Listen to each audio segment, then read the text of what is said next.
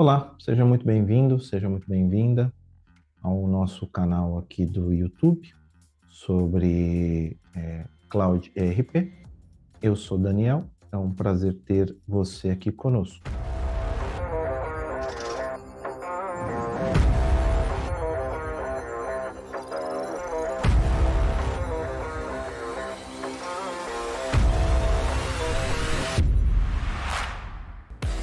Ei pessoal, bem-vindos ao nosso canal. Antes de começar, não se esqueçam de se inscrever, bater o martelo no sininho de notificações e dar aquele like matador. Compartilhem com seus amigos, vai ser lit. Só uma coisa importante, essa apresentação é só para fins educacionais, não tentando substituir a opinião de um profissional. Vamos lá, bora assistir! O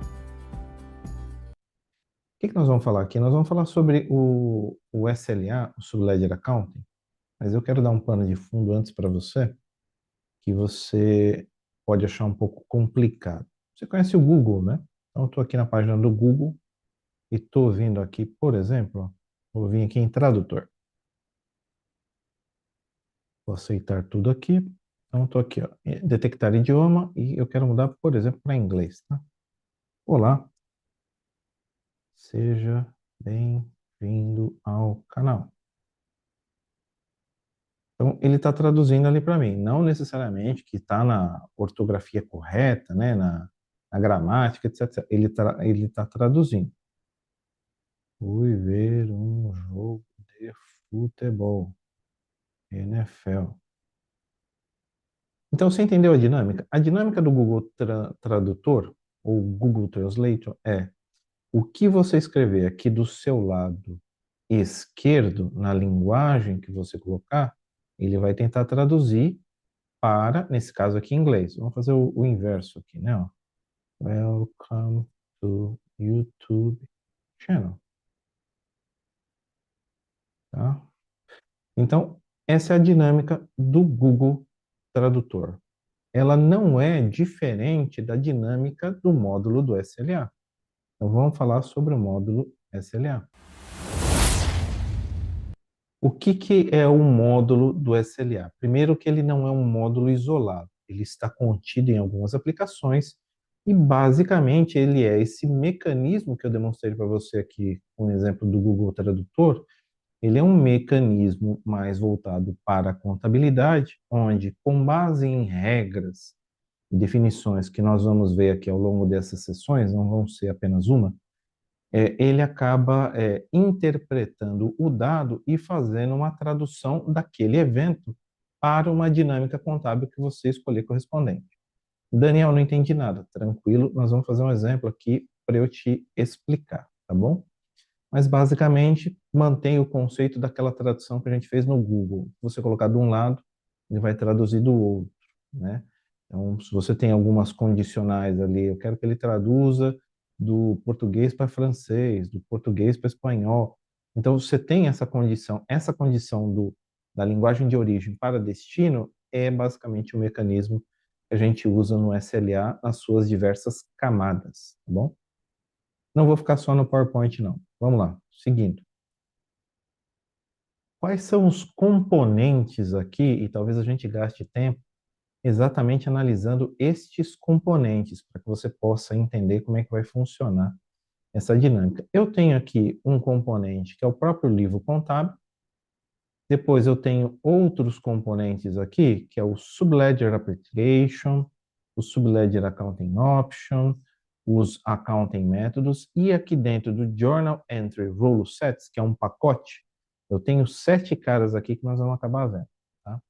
Então, todo o conteúdo do SLA, ele está basicamente centrado nessas informações aqui. Vamos para a aplicação para eu poder começar a demonstrar um pouquinho para você? Vamos lá.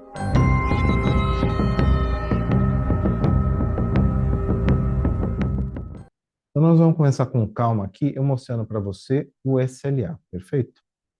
Assim como eu demonstrei para você ali o Google Tradutor, eu vou colocar aqui o SLA. Aonde que está nascendo o SLA? Então, deixa eu te mostrar. Vou aqui em Setup e Manutenção. Vou em Financials. E vou aqui em General Ledger. E aqui dentro, ó, do Specify Ledger Option, eu vou achar um livro qualquer para te demonstrar aonde que está o SLA aqui, ó. Eu vou pegar qualquer um aqui, tá? Vou pegar esse cara aqui, ó.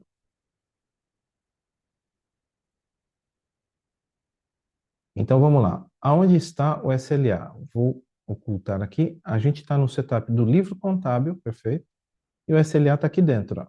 Estou minimizando tudo para ficar bem facinho de você entender. Ó, tá aqui, ó, Accounting Method. Então, o cara está aqui dentro. Por padrão, a aplicação ela já oferece algumas opções, que é o padrão. Você tem um padrão para a China, você tem um padrão para, digamos, o governo federal ali americano, e você tem um padrão utilizando também a parte de empenho, tá? Quando você estiver trabalhando ali com a parte de orçamento, reservas de valores, né? E etc. Então você tem um roteiro contábil diferente para esse tipo de situação. Então você está vendo aqui, ó? Aqui eu tenho o SLA. Esses são por padrão. Mas como é que a gente cria, como é que a gente trabalha com esse cara aqui? Uma vez que você percebeu que há necessidade de modificação de algum mecanismo, de algum evento contábil, você vai criar um novo SLA aqui, tá? E vai vincular ele aqui. Então você cria um novo e vem para cá. O fato de eu criar um novo não significa que ele já tem as regras que nós vamos precisar aplicar aqui, mas eu vou demonstrar para você, e aí eu vou fazer um parênteses aqui também sobre esse conteúdo. Então vamos lá. Você está vendo que aqui tem 4, eu estou no ABC. Eu vou guardar esse nome aqui, ó, para que depois a gente venha consultar ele de novo aqui, para você não achar que eu estou fazendo truque, tá? Então tá aqui, ó. Deixando anotado aqui. Então eu vou sair dele e vou te mostrar. O GL, propriamente dito, ele não tem o SLA. Ele, o módulo contábil, não tem um mecanismo de tradução de evento, porque ele mesmo recebe. Então, não faria sentido. Seria como você traduzir inglês para inglês, entendeu? Não faz sentido. Então, eu vou pegar um recurso aqui, vou pegar, poderia ser qualquer um, tá? Vou pegar aqui, por exemplo, contas a pagar.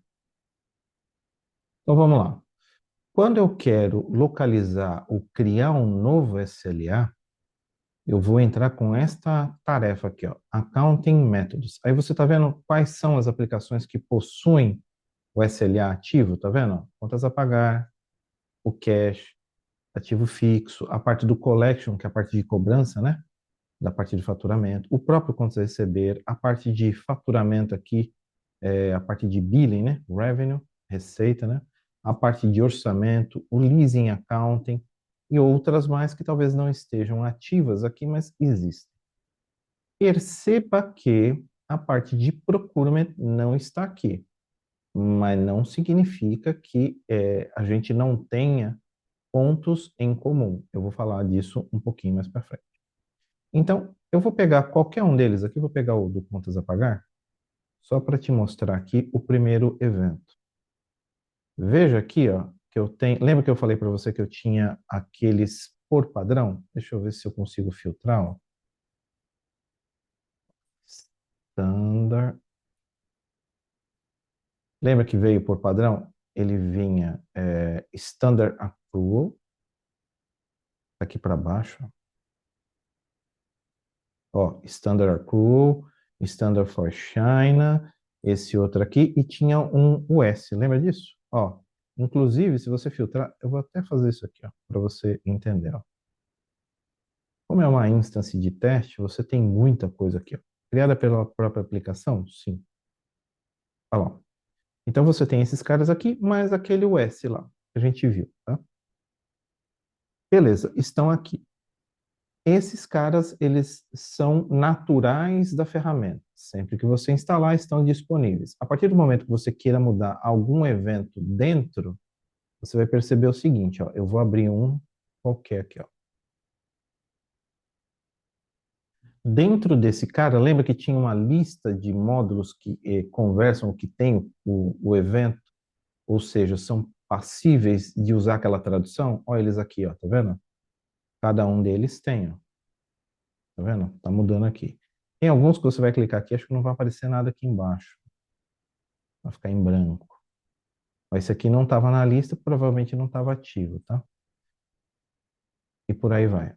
Ó, ó, esse aqui é o Accounting Hub Billing, por exemplo, né? Payroll. Ó, não tem nada também. Então, o que significa dizer? Primeiro ponto. Este cara, ele é natural da aplicação e se eu quero modificar algum mecanismo, eu vou começar a partir dele, né? Sei que ele será o evento final que irá apontar que eu tenho uma nova tradução a ser feita. A gente vai detalhar descendo nos componentes que fazem parte desse cara aqui, ó. Mas, como eu te falei, eu tenho que dar de forma gradual.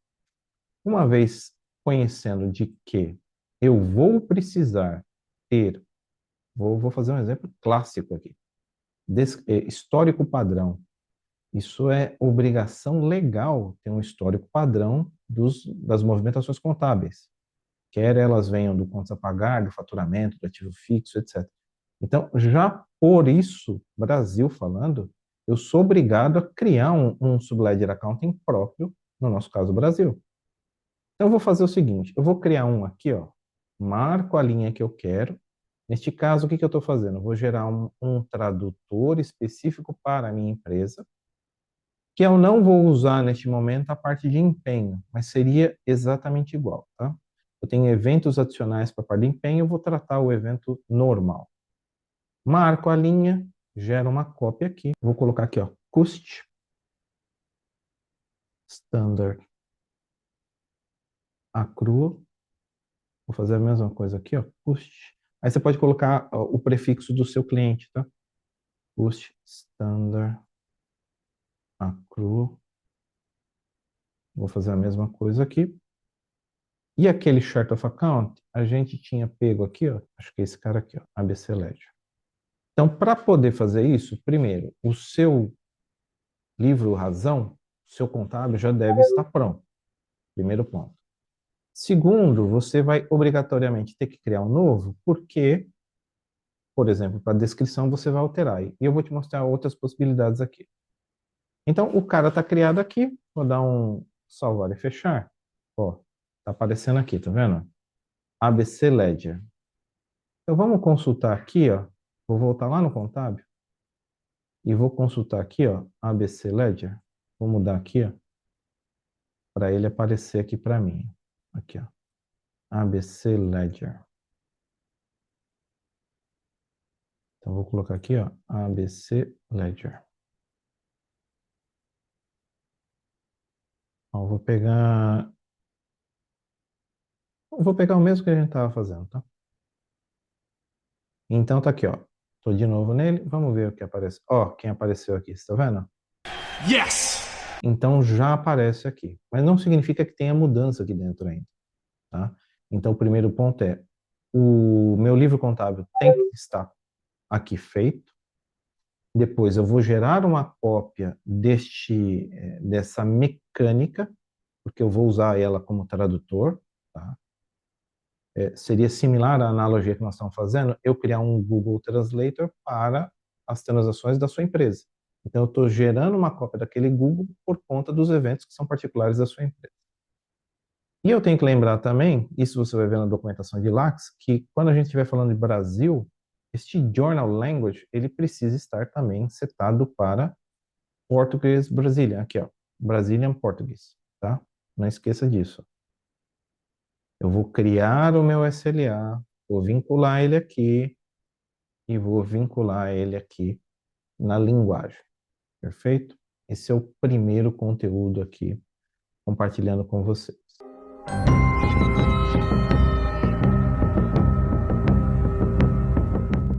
Para a parte de procurement, como é que funciona essa cópia, né? Esse desdobramento? É muito similar ao que a gente viu ali agora há pouco, só que eu vou gerar uma cópia, provavelmente aqui, ó, eu gero uma cópia do meu principal, tá vendo?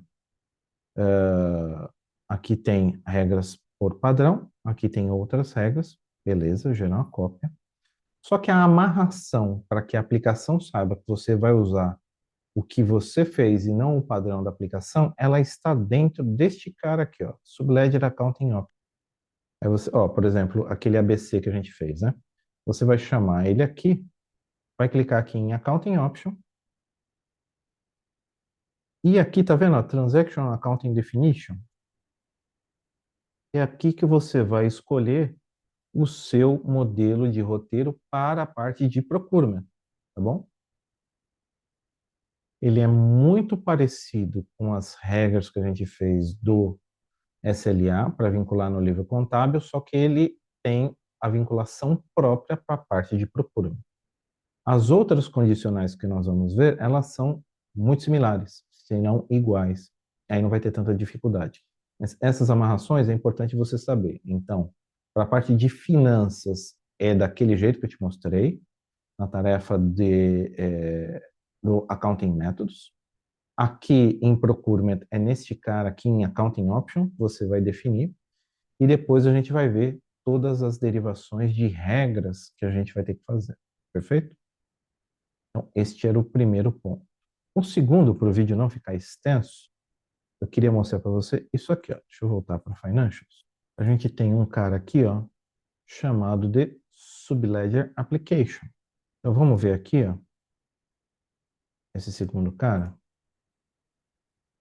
Deixa eu mostrar aqui, ó. Então, você vai procurar aqui, ó, Subledger Application.